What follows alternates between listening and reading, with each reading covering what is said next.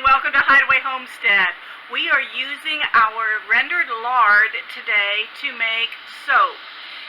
We figure this is the best way to use every part of our pigs that we harvested and get the most use out of them to be the most self-sustaining. Lard soap is a very good product. Everybody needs soap. We all need that to kill the germs and to clean us up when we've been out working hard. And lard soap is very good for your skin.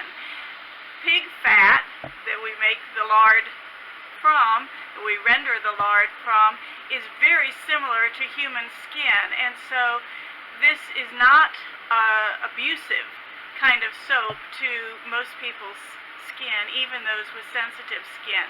So let's watch the process today. We made a batch up a couple of weeks ago. We'll show you how that ended up, and let's get going with making this today. One thing that you need to keep in mind when making any kind of soap is protection. So while we're making the soap today, even though it's 80-something degrees out here in the potting area, this is our potting area, so forgive the mess, but this is where we pot up our fruits and vegetables and flower seeds, anything that we pot up. So anyway, that's the reason for the mess out here, but it's warm. The good thing about being out here is we have ventilation. So if you have fumes from the lye, you're not going to be forced to breathe them in or to bring them into your home environment. So that's why we chose this spot to make our soap today. I also am wearing long pants and fully covered shoes just in case I make a spill or something like that. Lye is toxic. It is not scary, but it's just smart to take precautions.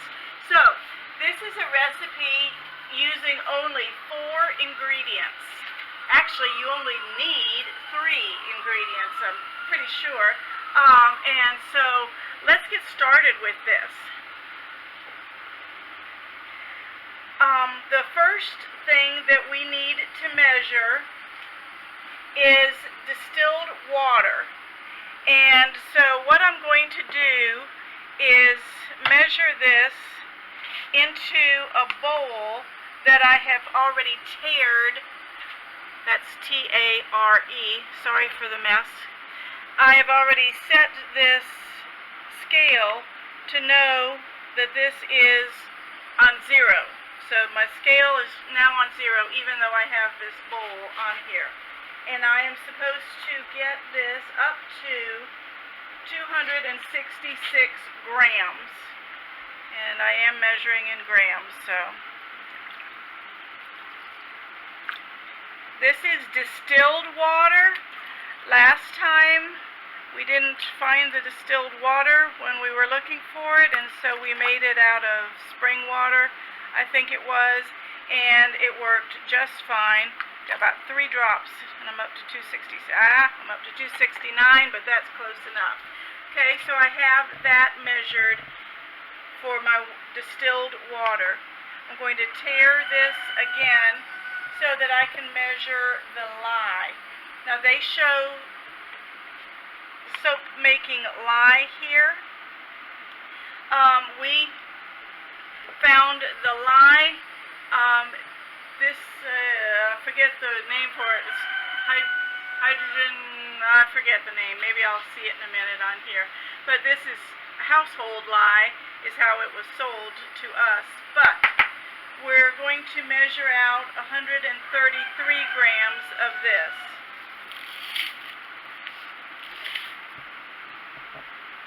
Oh, pretty good. 90 already. That's what I was afraid of. I'm right there. 138. Take out a scoop. 133 on the dot. Oh, I love it when a plan comes together, as someone famous once said.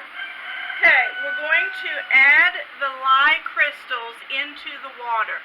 They say on these videos that I've seen in books on soap making, you always add the lye to the water, not the other way around. So here we go. It is safer that way. When you do this, you might be able to see in there, it's already bubbling up a little bit just when it mixed in. But I'm going to stir this until it is all mixed. The chemical reaction between the lye and the distilled water causes this to heat up a lot quickly. And so it is advised that you make sure that you are mixing this in a heat-tolerant container. Glass dish is nice. This is a Pyrex bowl, so it is used to having hot temperatures. Let me see if I can get the thermometer to read. Right now it is showing 87.5 degrees outside. So let's see what this is in here. As I told you, it really heats up. I'm up to 196.7, almost 200 degrees right there. Kevin's jaw dropped when he heard that number. That's amazing, isn't it? Just mixing two things together. So that's why you want to make sure that you are protected. Oh, and I have my glasses here, but I was wearing my other glasses. It seems to have been okay. They say to make sure that you turn your head away when you make this mixture. Don't get in and breathe in the fumes. I've got a fan blowing here to blow them all away anyway, and we are outside. You might have heard Doodle, our rooster, a couple of minutes ago, and then the heat bugs are doing their job today too. We're going to weigh and melt the lard. This recipe calls for 4 ingredients, I said. You've got your lard, you've got your lye, and the distilled water, and essential oils. We have chosen to use true essential oils when we make our soap rather than fragrances, because we want to have only natural ingredients on our skin, and so this way we would have natural ingredients on our skin. We worked ahead, and we melted our lard ahead of time. I don't know if earlier in the video we showed you how many quart jars of lard we got out of our pig. This last pig had such thick fat on it. Maybe I can show you a picture of that.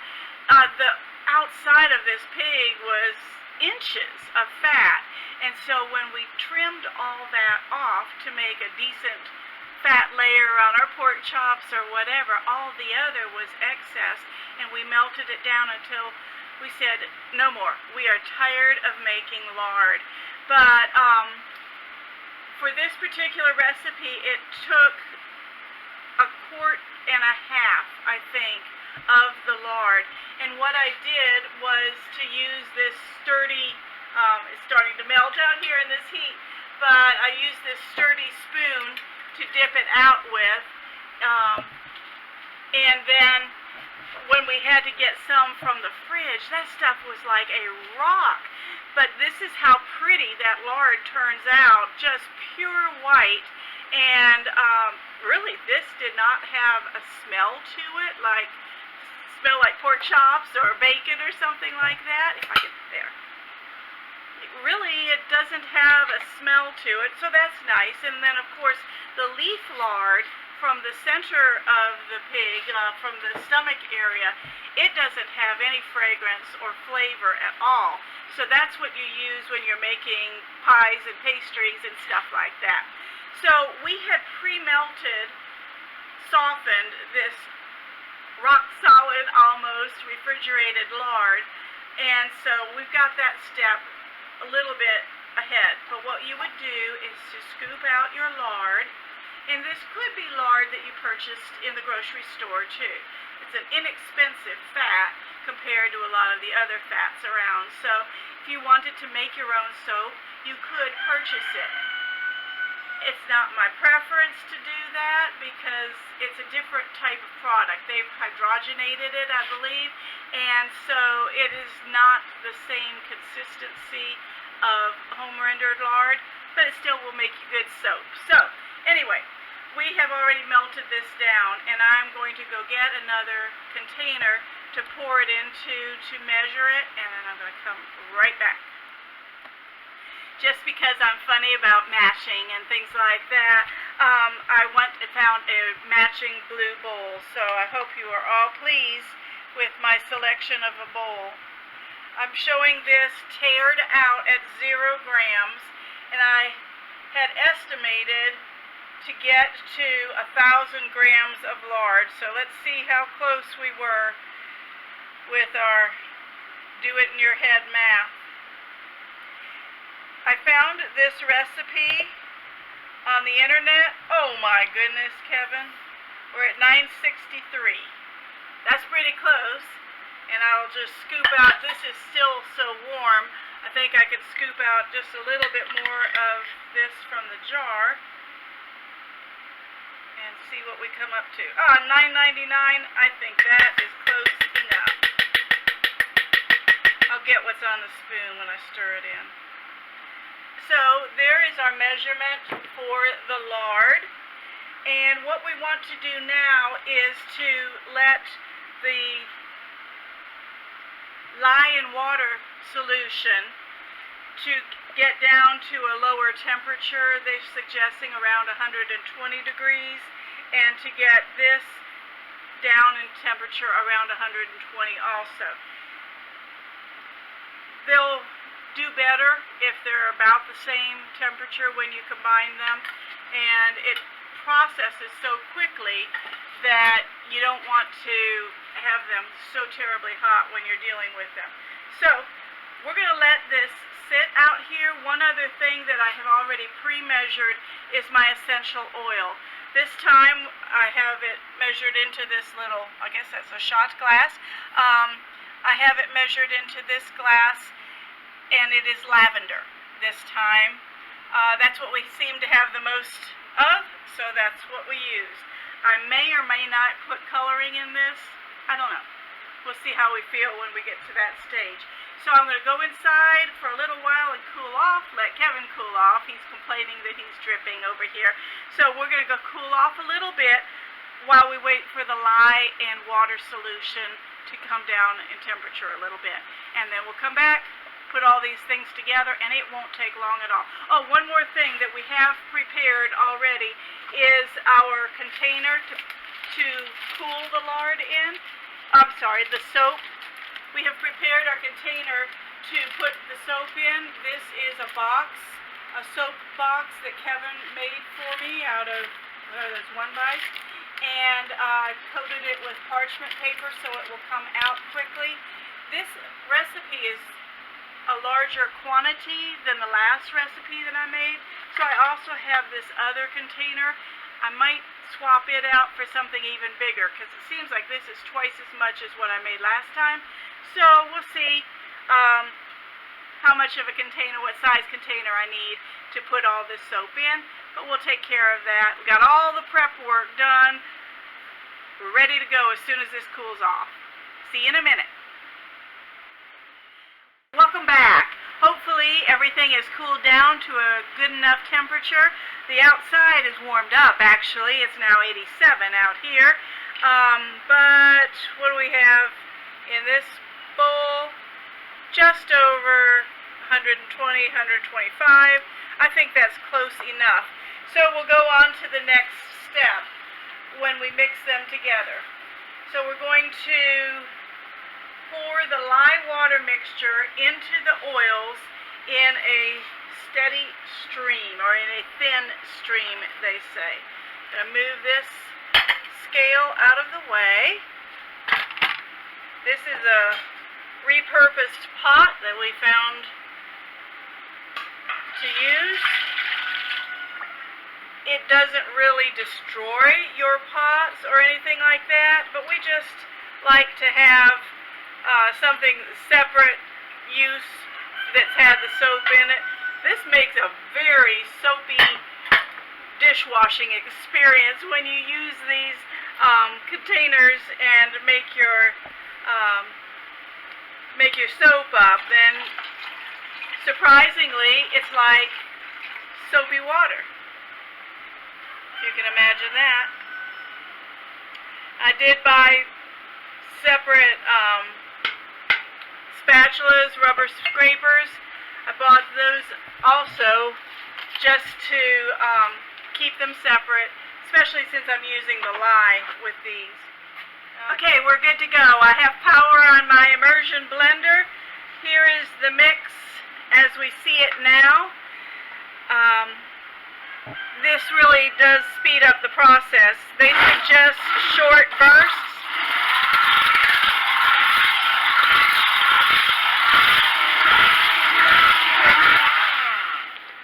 But you can see just that fast it's starting to change color.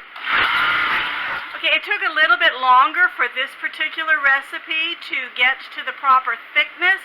They call it reaching trace, so that your batter, if you can call it that, I like to think of it like pancake batter, that it is thickened up. You see that this is not really, more like a light pudding or a pancake batter, and so this is what they call trace, that it's thick enough to leave a little mark. Now we're going to add our essential oil, which in this case we decided on lavender, remember? So that was pre-measured, and I'm going to mix it in, and usually adding the oil thickens it up a little bit also. So it changes the balance. There has to be a certain balance between the lye and the oil, and so this will affect that percentage or balance right there.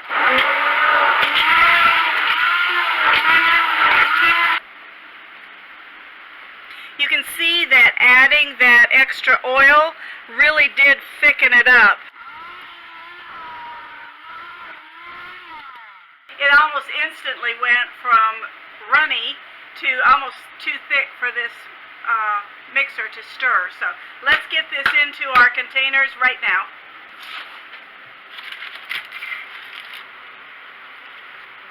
Yeah, this is almost solid. Oh my. Just that quick, it made such a difference.